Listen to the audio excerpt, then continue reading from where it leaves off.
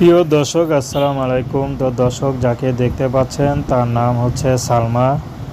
সালমার বিয়ে শাদী হয়নি। সালমা অনেক হতদরিদ্র পরিবারের মেয়ে। তো মাঠের পাশে পিছনে যে ঘরটা দেখতে পাচ্ছেন, কুঁড়ে ঘর টিনের, সেই ঘরেই সালমা থাকে।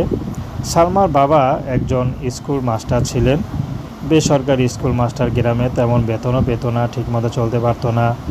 তো সালমার বাবাটা বর্তমানে মারা যায়। সালমাই আছে, সালমার মা আছে, ছোট একটা ভাই আছে, স্কুলে পড়ে 2তে। তো সালমা চাচ্ছে এখন ভালো একটা মানুষ। আসলে সালমার মা টাকার জন্য তাকে বিয়ে দিতে পারছে না। যদি কেউ তার সাথে যোগাযোগ করতে চান, তার নাম্বার দেয়া আছে। সালমা চাচ্ছে ভালো একটা মানুষ যে সুখে দুঃখে তার পাশে থাকবে, তাকে কখনো ছেড়ে চলে যাবে না। তো দর্শক, এই ছিল সালমার জীবনের সংক্ষিপ্ত জীবন কাহিনী। তো প্রেম, ভালোবাসা, বিয়ে শাদী করা একান্ত আপনাদের ব্যক্তিগত ব্যাপার।